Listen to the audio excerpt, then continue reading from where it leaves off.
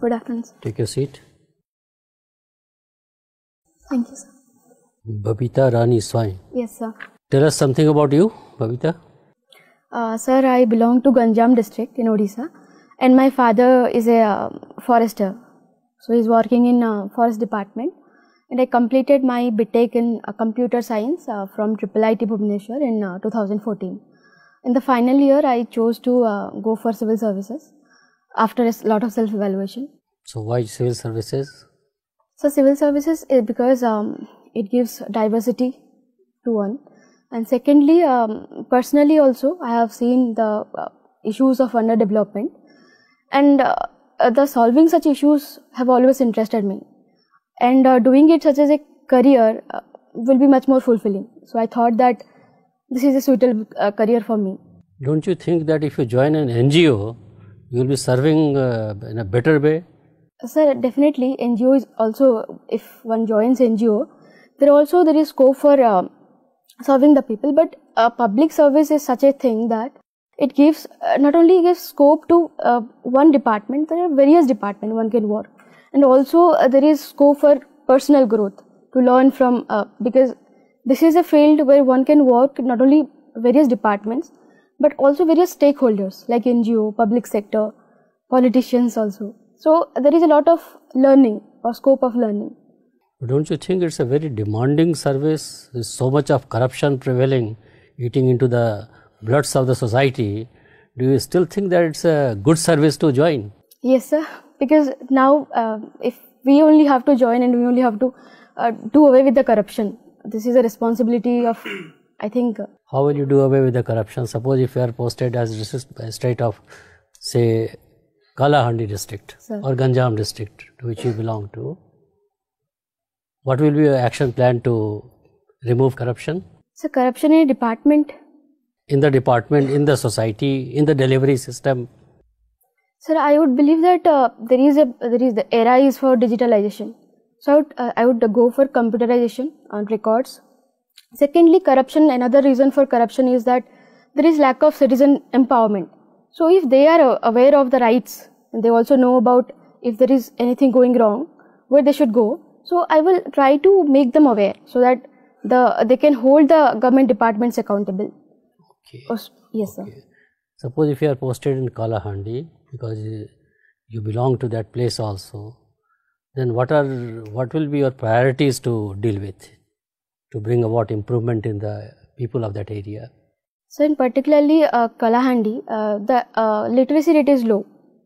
Secondly, it is a tribal area and also research rich area. So my priority would be to focus on tourism, because it's a tribal tribal dominated area. So there is handicrafts are also there, and second thing is agriculture. Though before it was not much important, but right now after the dam opened, so now the agriculture has very much potential. So I would focus on these two things, and secondly the basic infrastructures like all weather roads, drinking water, these things, sir. Okay. Babita, you are a computer science engineer, sir. Okay, and you have opted for public administration or civil services. Why? Sir, when I saw this subject, I thought it was very important or relevant, because the administration, and when I went through the syllabus, also it some kind of generated some interest in me that I should know about administration. Which part of syllabus has attracted you most? It is the the local self-government, the panchayat. Yes, sir. Panchayati Raj system. Sir. Tell me something about Panchayati Raj system in Odisha. In Odisha, sir? Yes. So, in what perspective I should be speaking? Anything. Whatever you like. Okay. So, I would say that there are many scopes for developing panchayat, and whenever I leave, can I share my personal experience? Yes, yes, certainly. Sir, my father is posted in a village now. So, I have seen that the panchayat, though they are actually expected to do regular meetings, but that is not happening in that particular area. But then I searched that if there is something good model of Panchayat Raj. So I came to know that there is an MBA graduate and she is a sarpanch in that particular district. And now she is focusing on such developmental schemes like the water, women empowerment. So I believe there is two cases, stark cases, which I said that there is lack of regular meetings also, but there is also a case that there is women empowerment and there is a women sarpanch who is leading the panchayat. Have you heard of Sarpanch Pati? Sarpanch Pati. Yes, sir. Husbands of Sarpanch. Have you heard of this term? What is this? So it is, right now there is a provision that the women have 33% reservation in that. So if the Sarpanch is a woman, but the problem is that it is proxy led. So they are expected to do the work, but it is their husbands who are doing or managing the works. So that is called Sarpanch Pati. Sarpanch Pati. Yes, sir. When is this International Women's Day celebrated? March 8th, sir. March 8th. What is feminism? Feminism? Sir, what I understood about feminism is that having an equality in mind, the principle of equality. Generally, we think that some kind of work is only for women or women specific. But in case of feminism, I believe that they think about the women empowerment and equality in every field. Have you heard about the emergence of new women? New women? Sir, can I guess because I'm not... Yes, you are free to guess. Sir, normally in society, we think that women are weak and they are not suitable for leadership positions. But in case of new women, we are thinking women not just on the basis of gender, but on basis of their capability to lead an organization. So I think that is the definition of new women. Can you define Odisha model of development? For last 15 years, Mr. Naveen Patnaik is calmly and silently, without making any noise, is building Odisha economy. Sir. What are the features of the changes in Odishan economy in last 15-20 years? Sir, I'm not aware of the 15 years of development, but if you allow me that I can say that what are the schemes right now they are talking about. So right now the focus is on industrialization. They are coming up with Make in Odisha, and also they are reforming all the labor laws, and also they are coming with all the parameters of ease of doing business. And the focus is also on software industry, because in past years the focus when it comes to industrialization was on power, steel and iron industries. But the problem was that mining sector is also facing the resistance. So there is a change in focus that we are focusing on software development as well right now. Which are the major tourist centers in Odisha which attracts even foreign tourists? So in terms of if you go for architecture and historical monuments, there is Puri Jagannath temple, and then also Konark is there. But ecotourism is also very famous in Odisha. In Ganjam there is Chilka Lake. In Kandhamal there is Daringibadi, which is known as the Kashmir of Odisha. So there is not only just monuments and but there is also scope for ecotourism. Do you know poverty gap ratio? Poverty gap ratio. Sir, I'm not aware of this term. Okay. How many kinds of poverty we normally see and try to visualize the problem, in which different forms? Sir, access to various types of resources, for example, education or health, or also employment opportunities. The basic things like food. I believe this. In spite of very long history of poverty in Odisha, particularly in Western Odisha, in the expression Bimaru, Odisha is not included traditionally. Bihar is included, Madhya Pradesh is included, Rajasthan is included, UP is included, and not Odisha. Can you explain why? Though it is having very high level of poverty. Yes, sir. There is high level of poverty, but I do not know the specific reason for that. But I believe that there is scope of development in Odisha. For example, it is also regarded as the potential for second green revolution because of its amount of rainfall and the soil fertility. But in other cases, for example, Rajasthan, there is not much scope for agriculture as well. So I think that. Why did you choose Ahmedabad as your center of examination? Sir, because I went to Gujarat for pursuing a course in governance. So I spent around 6 months on the course. So that's why I kept Ahmedabad. Okay. Fine. Yeah, Babita, every year a considerable number of bureaucrats are making entry into the services. Sir. That too with a vow that I will change the system, touch upon the lives of many people, bring about meaningful changes, blah, blah. Still, things are not, moving in the right direction. What is that? What is that which prevent an enthusiast from, from making changes in the system? He becomes a part of the system and things are not moving as per expectation. What is that? What you see? So I believe that, as you said, enthusiasm is definitely required. But at the same time, one requires an enabling environment also. For example, there should be a willing political leadership, and then also that citizens should be aware, and then also they should be participating in the governance. Secondly, the work culture, sir. If the work culture is rewarding, that means if you're honest and you're performing well, and it is also rewarding you, then your enthusiasm can be much more effective in that case.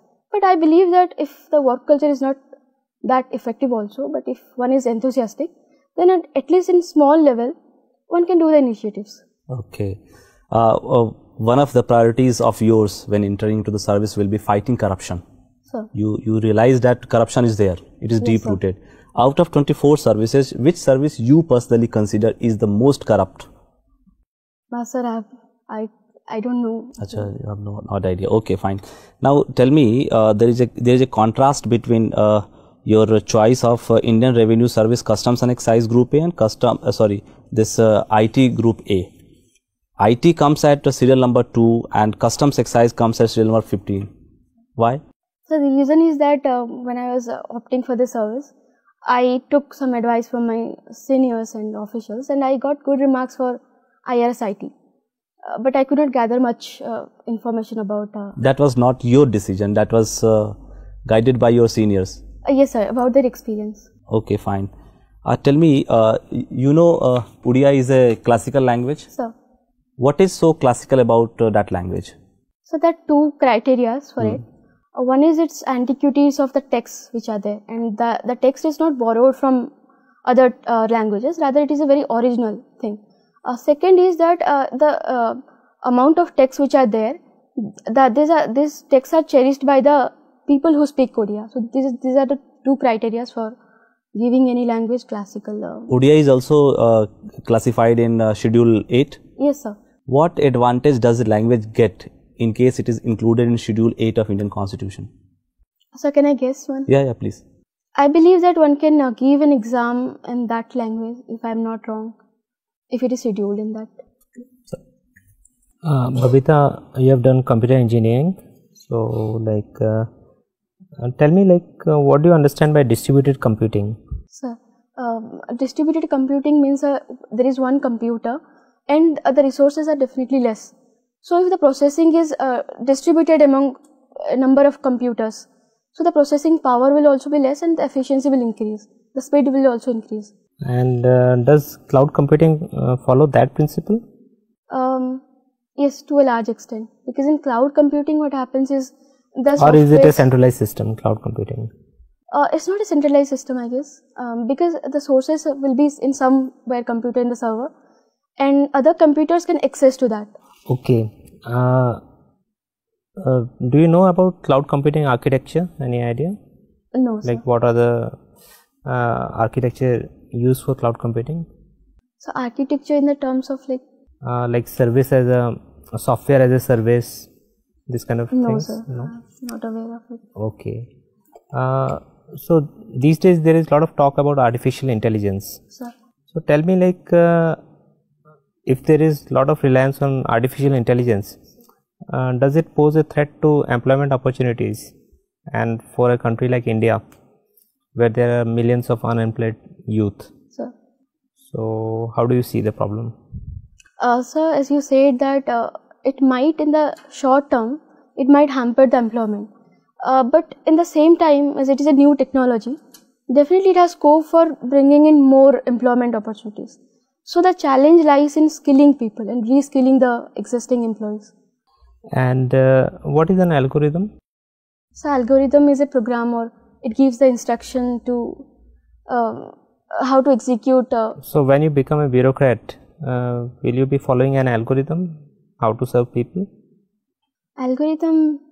Sir, I believe, sir, it cannot be like, because administration is definitely situation based and algorithm is very much fixed, I believe. So I think it would be definitely law will be there and rules will be there which will act as algorithm. But again, some flexibility will be yes, required. Okay, you have taken public administration as the optional.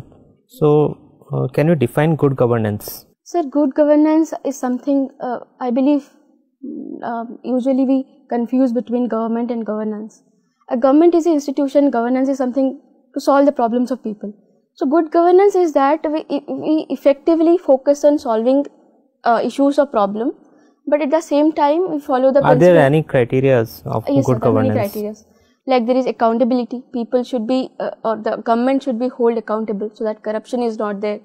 Then citizens are participating in this because do you think that there should be some tolerance for corruption? Like zero tolerance for corruption is a utopian idea. Yes, sir. So I do not believe that because corruption, if it's small level, also is very big threat. So I do not believe that corruption should be tolerated. So there should be zero tolerance for corruption. Definitely, sir. So if you are working under a superior officer and you come to know that that person is corrupt, so what you will do? My senior, sir? Yeah, your senior is corrupt. So definitely the recourse will be to complain it if there is any other, like CVC will be there, CBI will be there, and the last would be whistleblowing, but it would be last resort. Okay, fine. Recently, Supreme Court has given some judgment on national anthem, that people need to stand up while national anthem is being broadcast, like while in cinema halls and other public places. So, what is your idea? Is Supreme Court right in giving such a directive?